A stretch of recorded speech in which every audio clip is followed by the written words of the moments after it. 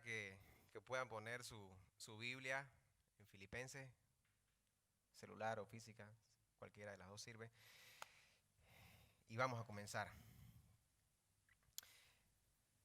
Filipenses capítulo 1, versículo 1 dice: Pablo y Timoteo, siervos de Jesucristo, a todos los santos en Cristo Jesús que están en Filipos, con los obispos y diáconos. Gracia y paz a vosotros, gracia y paz a ustedes, de Dios nuestro Padre y del Señor Jesucristo. Es de esta manera que comienza el apóstol Pablo saludando a los hermanos de la iglesia de Filipos. Y como bien acaba de mencionar el pastor, empezamos una nueva serie hoy, justamente sobre este libro. Y a manera de entender mucho mejor lo que vamos a recibir durante los siguientes sábados, es que necesitamos entender algunos puntos importantes sobre la carta y a quién iba dirigida. El pastor de alguna manera dio un adelanto, ¿no? Yo voy a sentar un poco más esa información. El título de los Filipenses viene como origen porque la iglesia estaba asentada en la ciudad de Filipos. El autor de entrada en el versículo 1 lo vimos quién era, ¿no? Se presenta ahí el apóstol Pablo. Y la iglesia, de manera tradicional y universal, por así decirlo, lo ha asumido de esa manera, que él era el autor, no hay ninguna duda. Esta carta fue escrita, si quiere usted puede anotar, yo sé que a algunos no les gusta un poco la historia ni las fechas, pero es importante también. Esta carta fue escrita en el año 61 aproximadamente después de Cristo. Y la posición tradicional de la iglesia es que Pablo la escribió esta carta desde Roma, como bien decía el pastor, desde su encarcelamiento en Roma para ser más preciso. Y hay muchos escritos extra bíblicos que corroboran eso y detalles también de la misma carta que nos hacen validar ese dato, ¿no? En cuanto al contexto histórico, y aquí entramos en algo que por ahí algunos no sabían sobre Filipenses. Esta ciudad Filipos era una ciudad importante de Macedonia. No es la Macedonia que conocemos hoy, ¿no? Era una Macedonia más grande, por así decirlo. Entonces Macedonia estaba ubicada al norte de Grecia. Si ustedes ven un mapa geográfico de Grecia, un mapa político, arribita de Grecia. La importancia de Filipos en la antigüedad sobre todo era su ubicación estratégica, porque dominaba la vía terrestre entre esa parte de Europa, cercana a Grecia, que conectaba a Asia Menor. No se los puedo mostrar tampoco ahorita, ¿no? Ni graficar de alguna manera, pero yo se lo doy de tarea para su casa. Asia Menor era lo que hoy podemos llamar Turquía. Entonces, Filipos estaba ubicada en una zona estratégica que dominaba el tráfico de esa parte de Grecia hacia Asia Menor, vale la redundancia, hacia Turquía, por así decirlo. Entonces, era un lugar, era una ubicación bien estratégica, y en ese tiempo la ciudad era conocida sobre todo por sus minas de oro. Esto despertó el interés de Felipe II. No es nuestro Felipe, ¿no? Es Felipe II de Macedonia, así está titulado, ¿no? Así se llamaba en ese tiempo este personaje, quien es el padre de un conocido personaje, Alejandro Magno. No sé si por ahí lo ubican o se acuerdan un poco de estudios sociales, ¿no? Robertito dice, sí, siempre Robertito. Entonces, Alejandro Magno era otro rey conquistador, hijo de Felipe, que también de alguna manera heredó el trono de Macedonia, por así decirlo. Esta ciudad se llamaba antes las Pequeñas Fuentes, y cuando Felipe II conquistó, le puso Filipos. Era la ciudad de Felipe. He ahí. Posteriormente Filipos fue anexada al Imperio Romano, fue una colonia gobernada por romanos, era una ciudad más de Italia, sus habitantes en su mayoría eran romanos, se hablaba latín y también griego. Ya hablamos un poco de la ciudad, ahora voy a hablar un poquito sobre la iglesia en sí. En Hechos capítulo 16 ustedes van a encontrar todo lo que pasó y de cómo es que Pablo va y da con Macedonia. No nos olvidemos de que Filipos estaba en Macedonia. Pero así como un pantallazo, es necesario decirles que esta iglesia fue la primera iglesia fundada por Pablo en Europa. ¿Sabe usted? Buen dato, ¿no? Esta iglesia tenía sus propias dificultades. Por ejemplo, los miembros eran escasamente, de escasos recursos, en otras palabras. Eran pobres. Por eso era que era muy valorado lo que dijo el pastor, que aún así le mandaban recursos a Pablo, a pesar de su escasez económica. Sufrían persecución, eran atacados por falsos maestros, y encima, entre todo eso, había una pelea entre dos hermanas ahí que estaba generando, nada raro, ¿no? Que estaba generando ahí una posible división en la iglesia. Punto aparte en esto que les digo es que Pablo le tenía un cariño especial, también lo mencionó el pastor, un cariño especial. No es una carta tan formal o tan instructiva como en otros casos en cuanto a su formato. Era una carta más informal, o sea, era con mucha confianza, porque realmente esta iglesia era la más cercana al corazón del apóstol. Esta carta contiene el magnífico pasaje describiendo la humillación y exaltación de Cristo en Filipenses 2, ¿no? Que también lo vamos a ver en los siguientes temas. Pero el contenido de esta carta sobre todo tiene que ver con la naturaleza y el fundamento del gozo cristiano.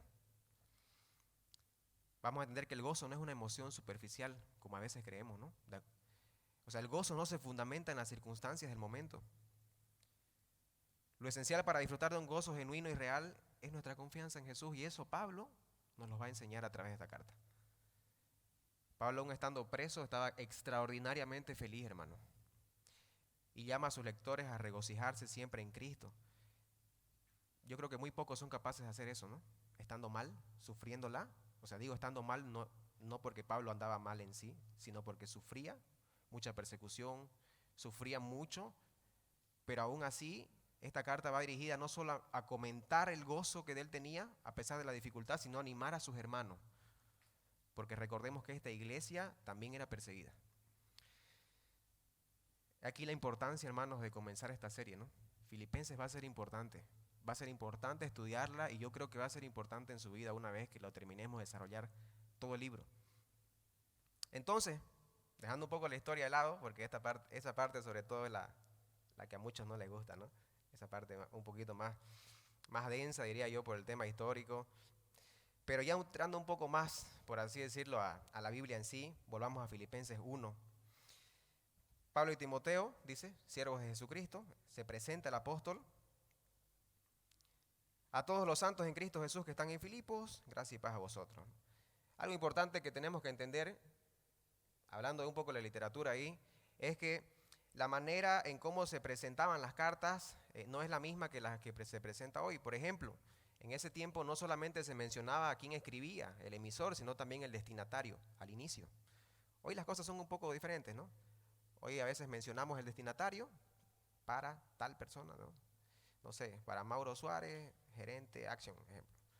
El asunto, y posterior a la redacción del mensaje, al final iba, atentamente, Eri, ¿no? Aquí era diferente. Se presentaban ambas cosas. Filipenses, pasamos al versículo 3, ya voy entrando un poquito más en el asunto. Doy gracias a mi Dios, dice Pablo, siempre que me acuerdo de ustedes, siempre en todas mis oraciones rogando con gozo por todos vosotros, por vuestra comunión en el Evangelio desde el primer día hasta ahora, estando persuadido de esto, que el que comenzó en ustedes la buena obra la perfeccionará hasta el día de Jesucristo.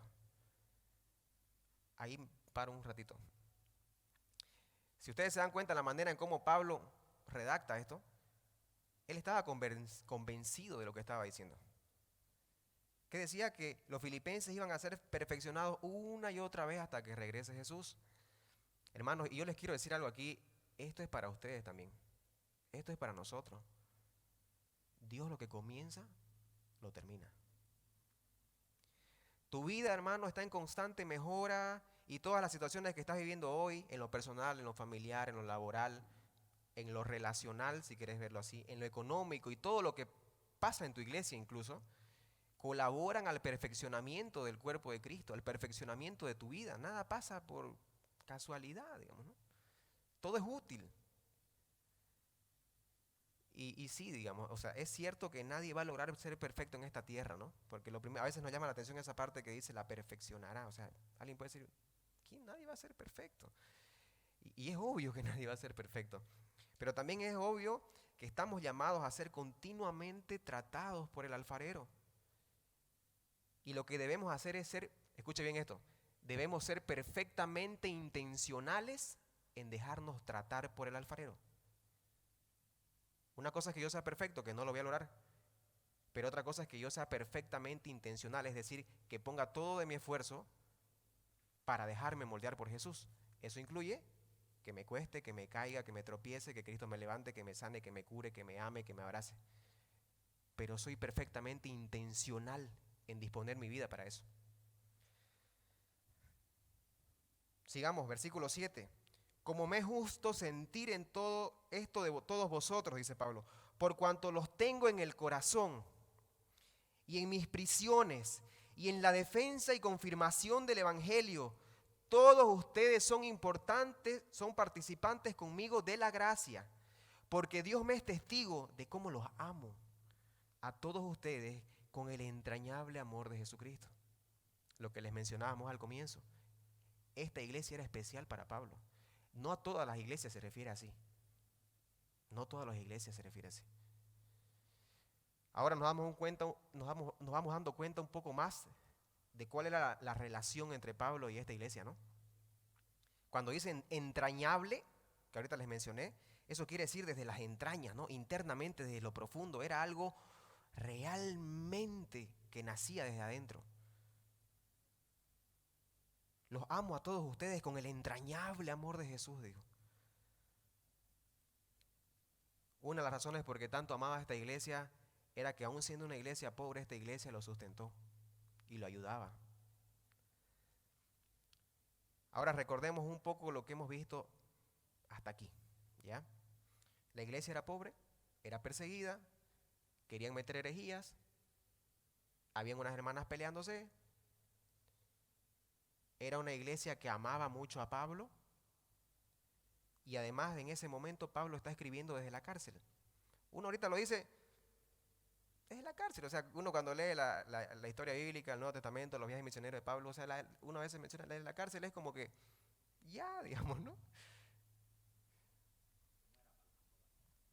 Claro, no era Palmasola, dice el pastor, y aún así, cuando por si acaso te toca ir nomás a una comisaría o en el peor de los casos, de repente quedarte unas cuantas horas o cuando te encierran 8 horas, no sé, o sea, ya todo el mundo aturdido, ¿no?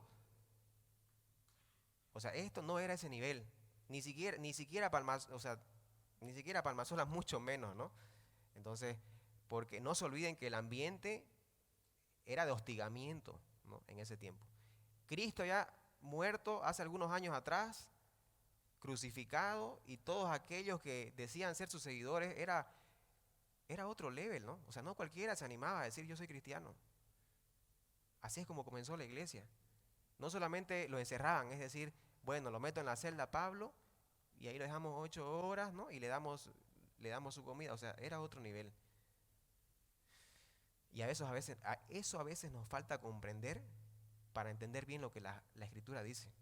Por eso es necesario, y yo me estoy dando el tiempo en este primer tema, para meterlos un poco en el contexto de esa época. Porque hermano, si uno lo lee así como que, bueno, Pablo estaba en la cárcel, y uno piensa en la cárcel, en nuestra cárcel, uno puede pensar que hasta con tele estaba, digamos, ¿no?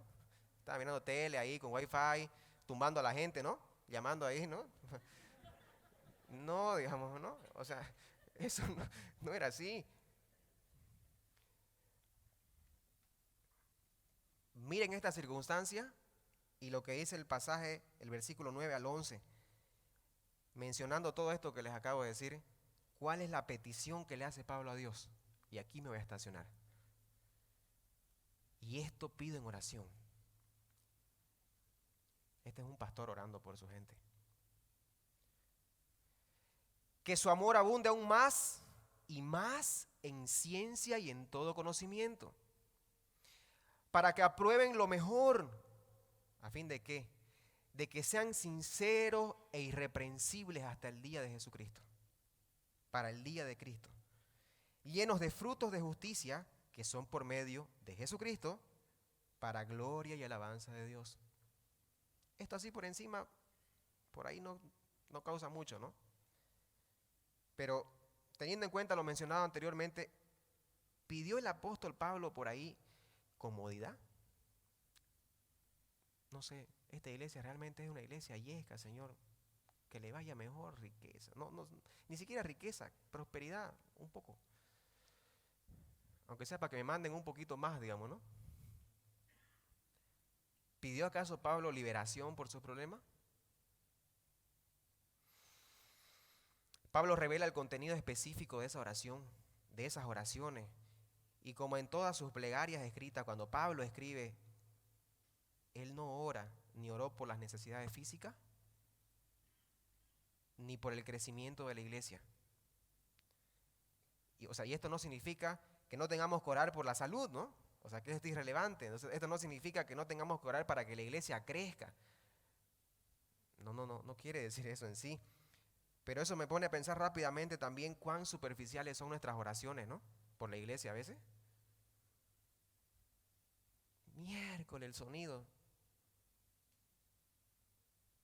Si tuviéramos un mejor sonido. No, pero ese portón ni lo pintan, digamos, ¿no? O la silla. Hay que tener cuidado cuando viene un grandote, hay que ponerle dos porque no, ¿no? A veces. ¿Por qué no cambian la silla?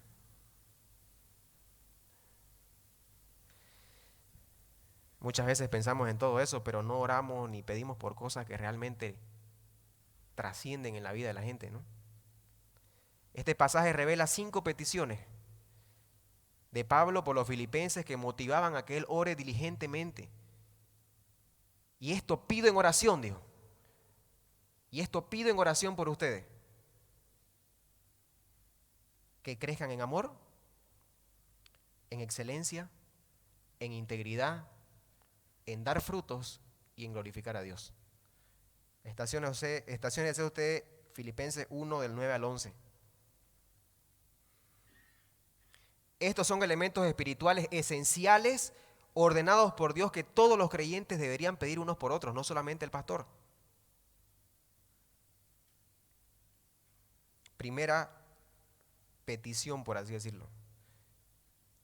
Que vuestro amor abunde aún más y más en ciencia y en todo conocimiento. Pablo le pidió a Dios que les diera a los filipenses más del amor que solo viene de él.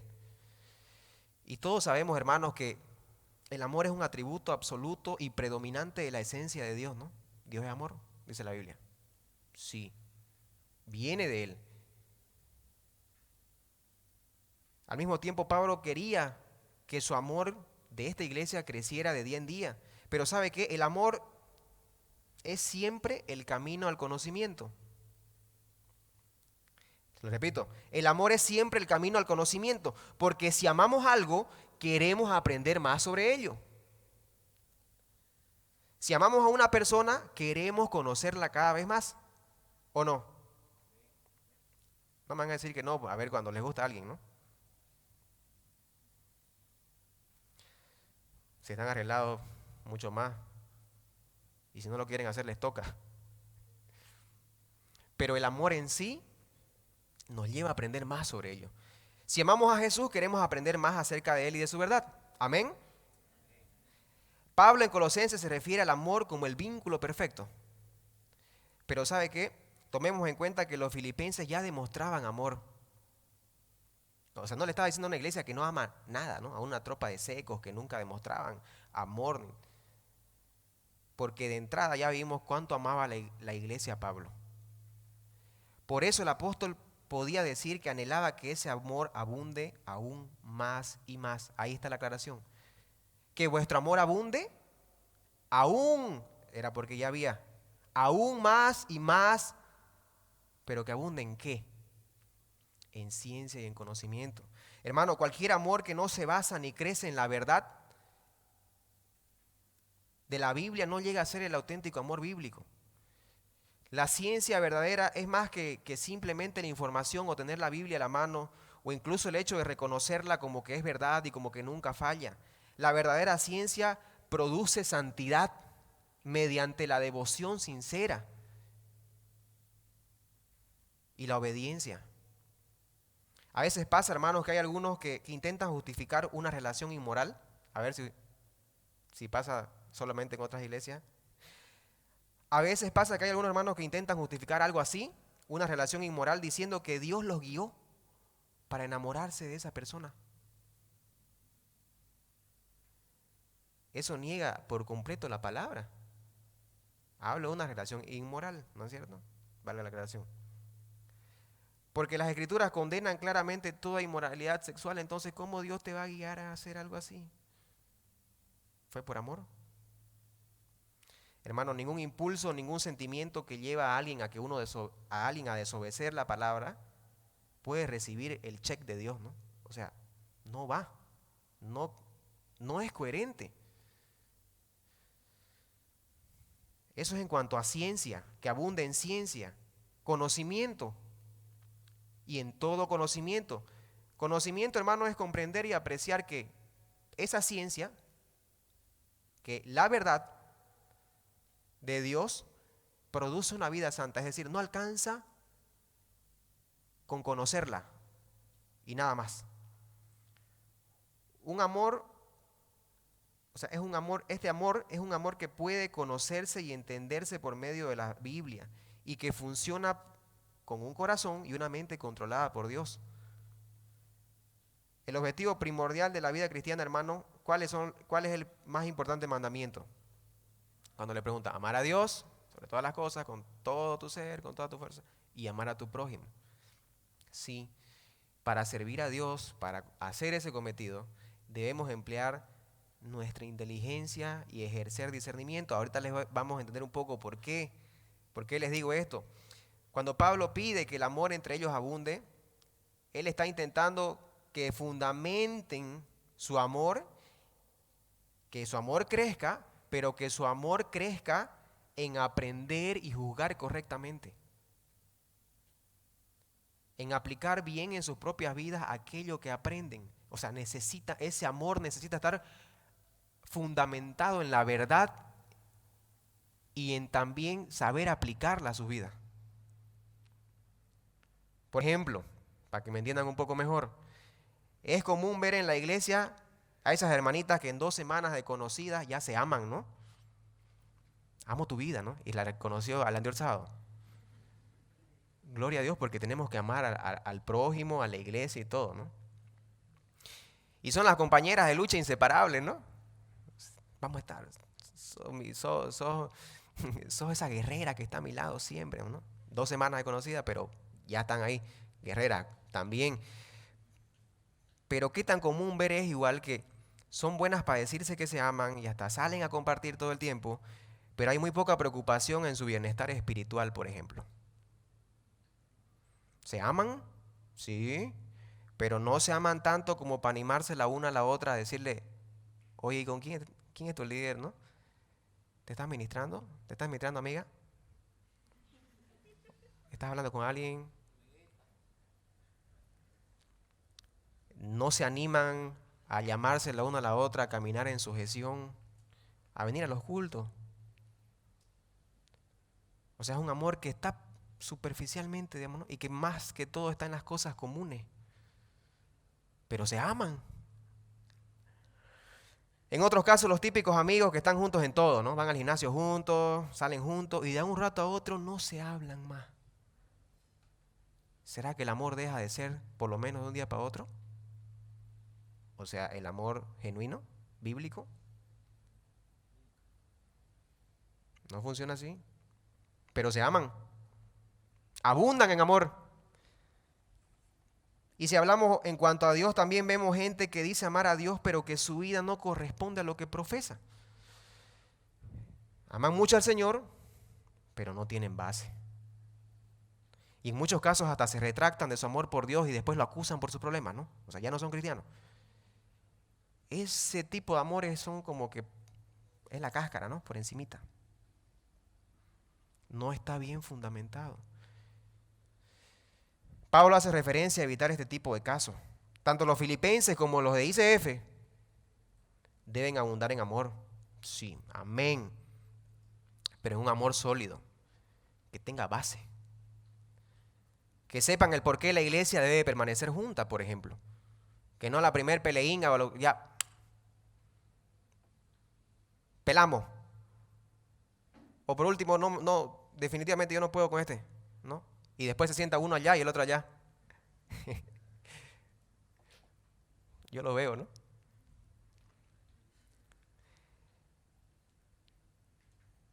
Esta iglesia tiene que recordar continuamente lo que Jesús hizo por ellos. Debemos abundar y entender los principios de vida que Dios quiere y que también lo podamos aplicar, porque ¿sabe qué, hermano? De nada sirve, y yo soy muy partidario de esto, ojo, de nada sirve que sepamos tanto la Biblia, que seamos muy letrados, que manejes bien tu Biblia y que tengas una maestría en divinidades. Viejo, gloria a Dios por tu esfuerzo, gloria a Dios por tu aplicación, pero de nada sirve saber todo eso si no tenés la capacidad de discernir lo que es bueno y ponerlo en práctica.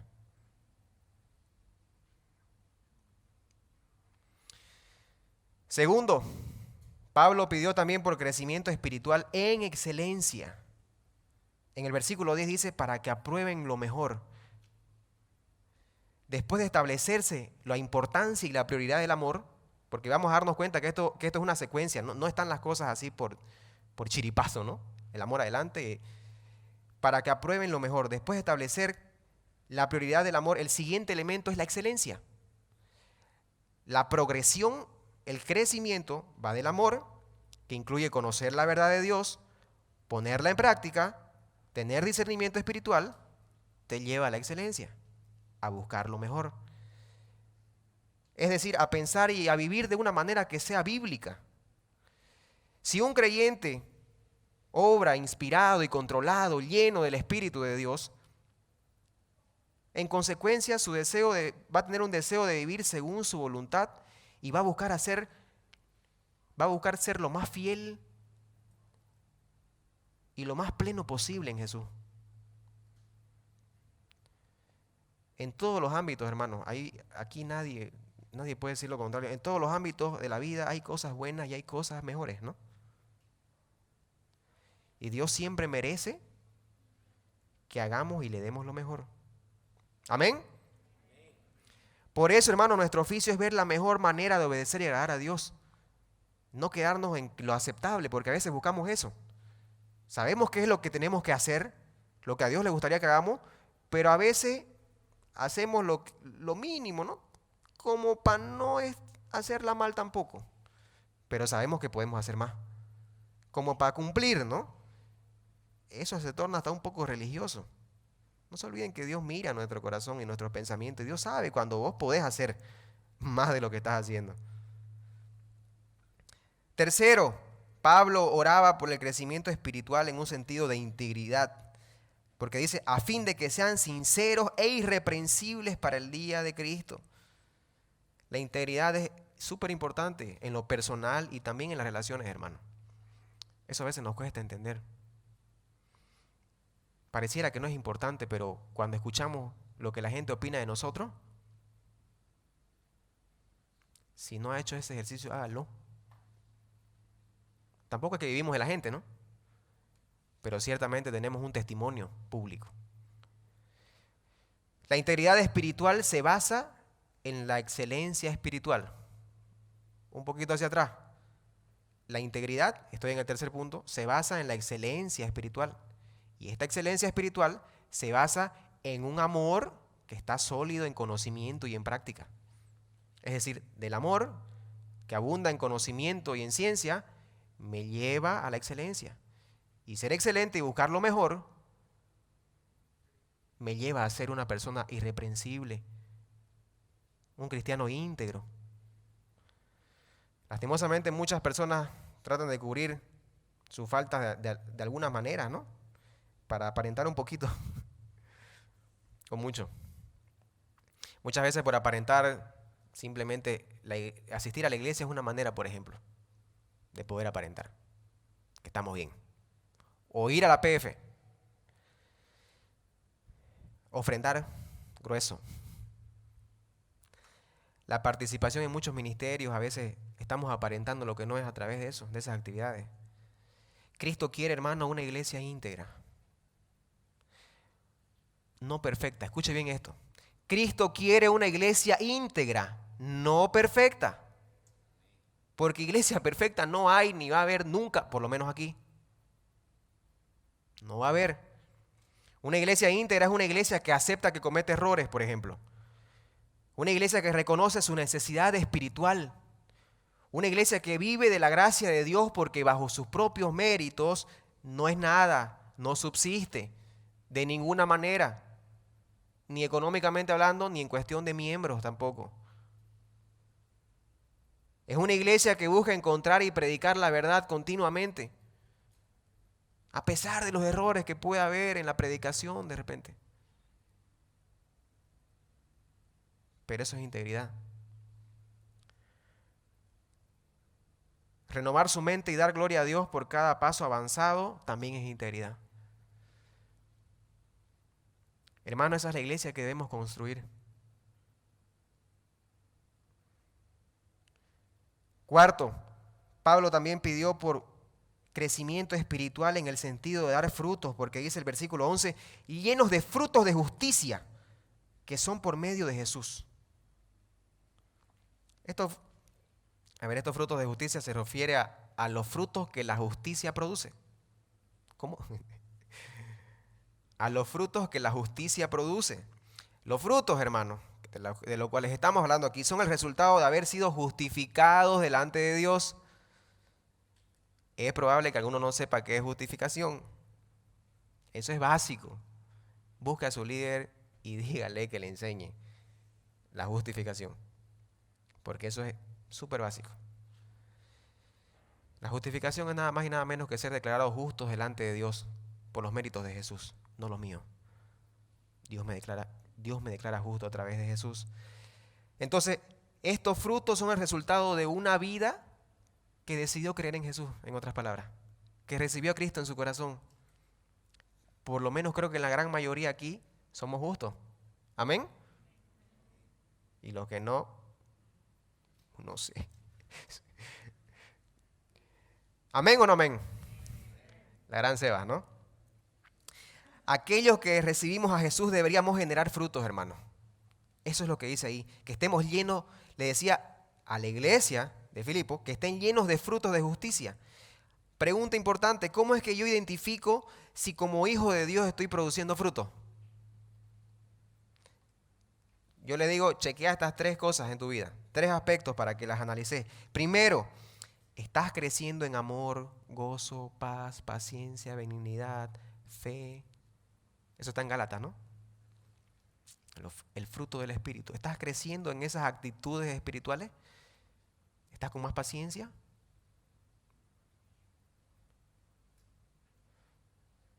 ¿Estás con más fe que antes? ¿Hay paz en tu corazón en medio de la tormenta, como dice la canción? Esa es una manera de analizar si estás dando fruto. Un tema personal.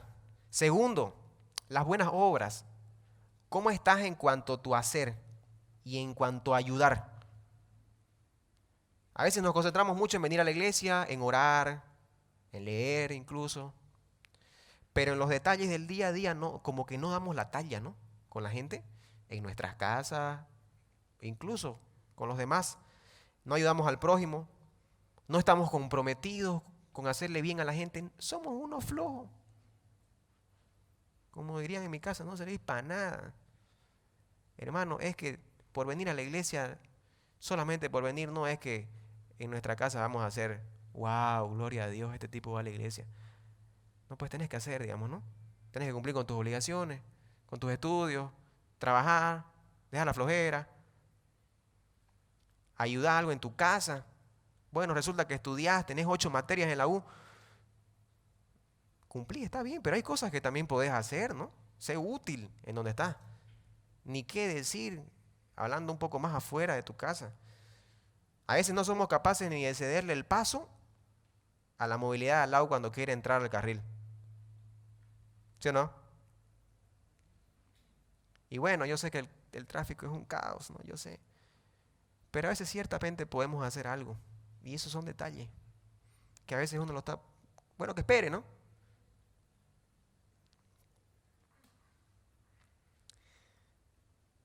Y tercero, para analizar si estás dando fruto, los nuevos creyentes. ¿Qué significa esto? Bueno, yo les pregunto, ¿de cuántos convertidos, de cuántos hermanos en la fe, vos podés sacar pecho y decir, Dios me usó con ese?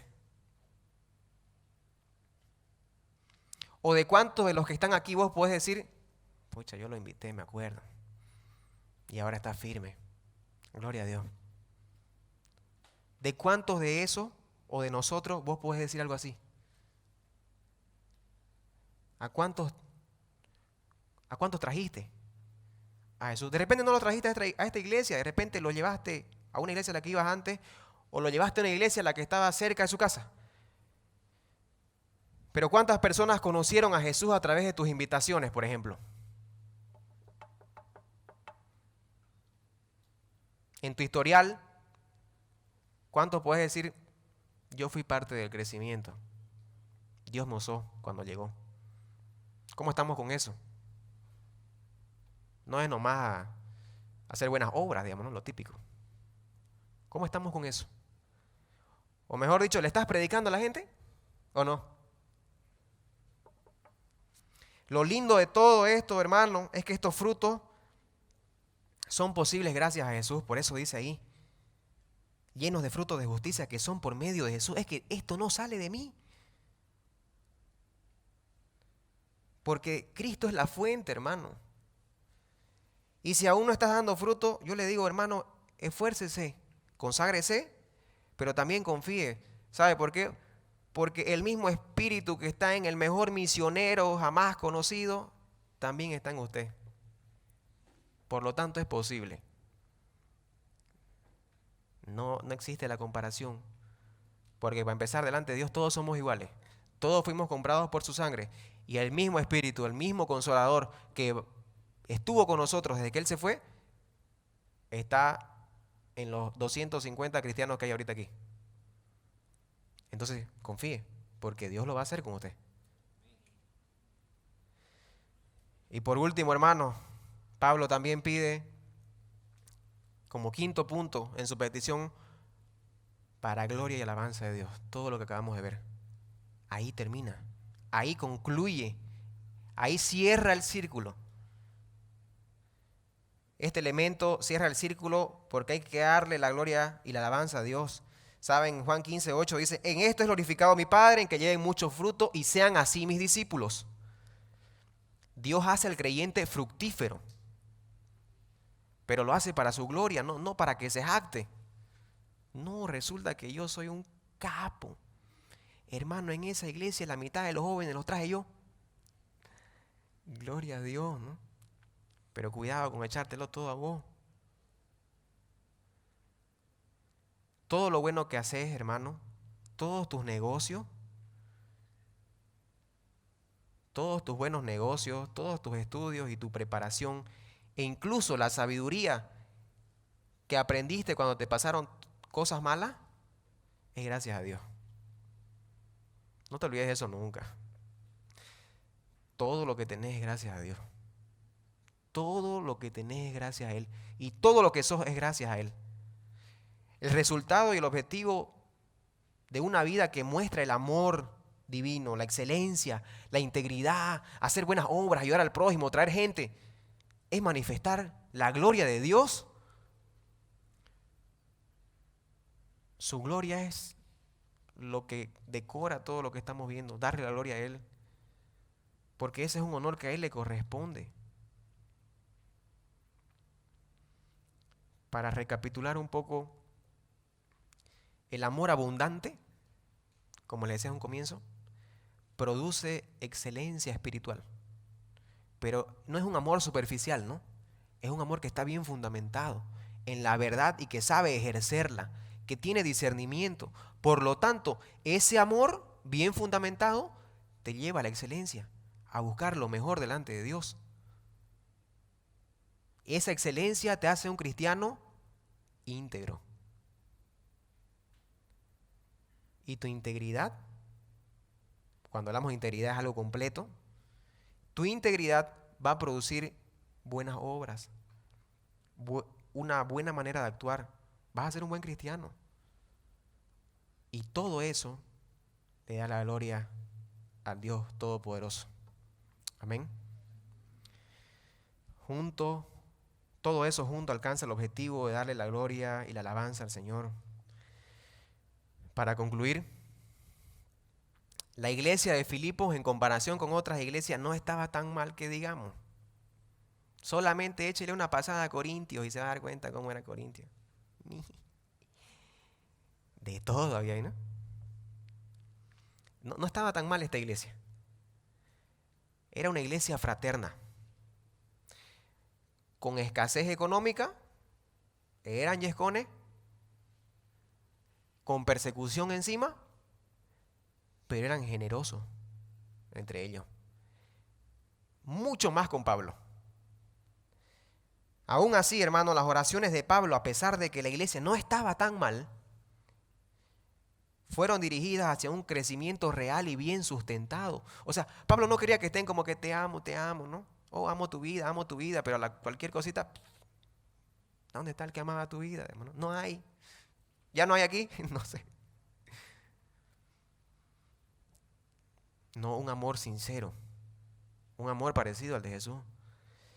Pablo, hermanos, en esta carta no, las peticiones que dice no es orando por la ICF, ¿no? Es cierto. Pero su petición, esta petición de oración, nos hace saber lo mucho que nos falta para darle la gloria a Dios como se debe.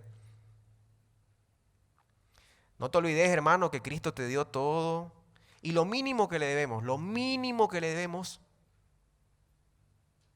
es honra y gloria. Y está bien, de repente, ahorita vos creéis que no tenés mucho que ofrecerle, muchos cambios quizás, o muchos éxitos.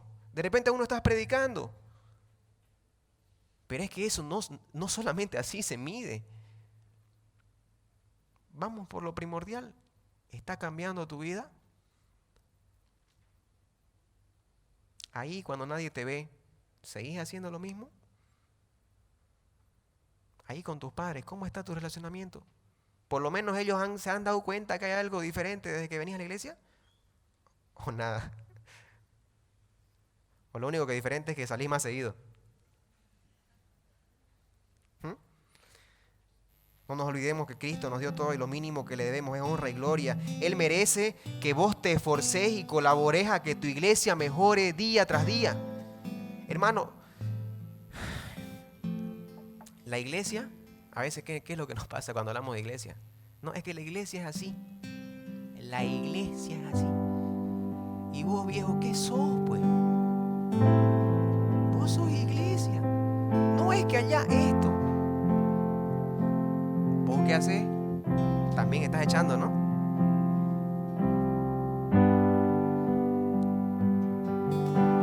Amemos de verdad, hermanos, y no superficialmente como estamos acostumbrados a hacerlo.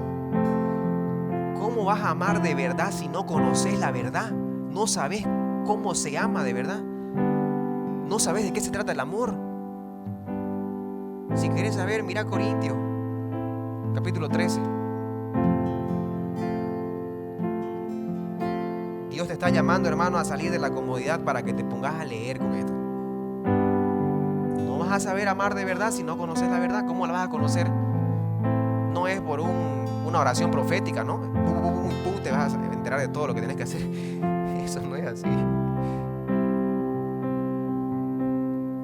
Ahora también hay varios que conocen la Biblia, pero también nos falta discernir un poco lo que tenemos aquí. Mucha teoría, muchos libros. No, yo leo tal autor, ¿no? Washer, MacArthur, Michelet, no sé cuánto. Y eso que les digo, los mejorcitos, ¿no? Hay otro también que no lo menciono. El tema es que tiene que abundar nuestro amor en ciencia y en conocimiento, en discernir la verdad que estamos aprendiendo. Incluso la verdad que estamos aprendiendo hoy. Desafíate, hermano, a ser excelente y a ser íntegro, a buscar lo mejor. No salgas de acá sin ponerte como meta ser sincero y transparente. Necesitamos eso. Mucho más a los líderes. Que la gente sea sincera. A veces nos la charlan moningo. ¿Y qué se puede hacer también? Uno no le va a poner una cámara de seguridad, digamos, ¿no? En todas las partes por donde transita, ni un guardia. No puede decir una cosa y de repente no es así. Y si uno no sabe, ya hermano, ¿no? Pero no se olviden que el Señor está mirando.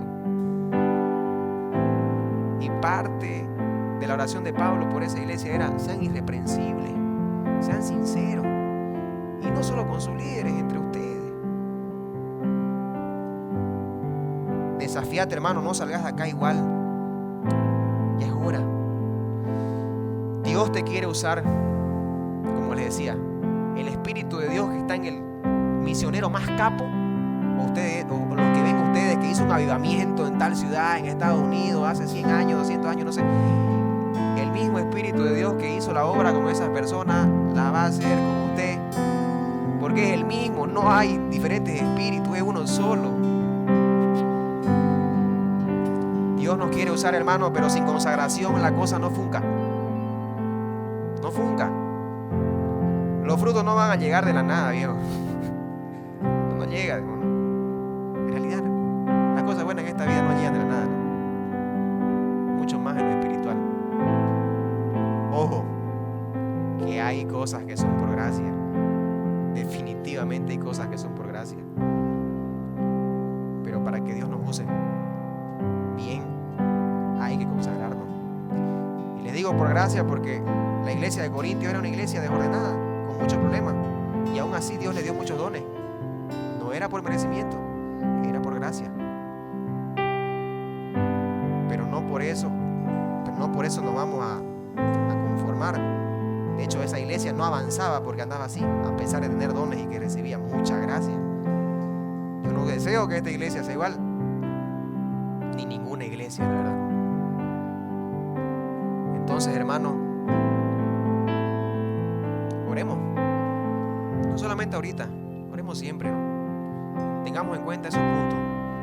Abundar en amor, pero en un amor sólido.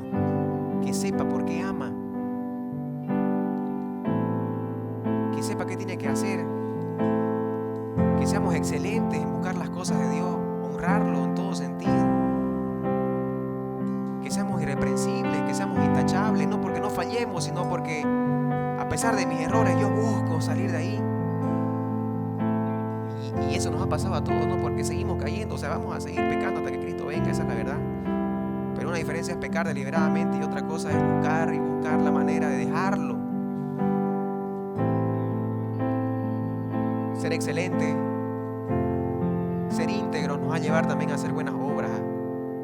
Y todo eso nos va a hacer dar testimonio al que merece toda la honra y toda la gloria, que es nuestro Señor Jesús. Todo es para Él. Oremos, hermano, y que Dios nos guíe y traiga esa convicción a nuestras vidas y a toda la iglesia. Amén. Amén. Oremos entonces. Puede ponerse de pie.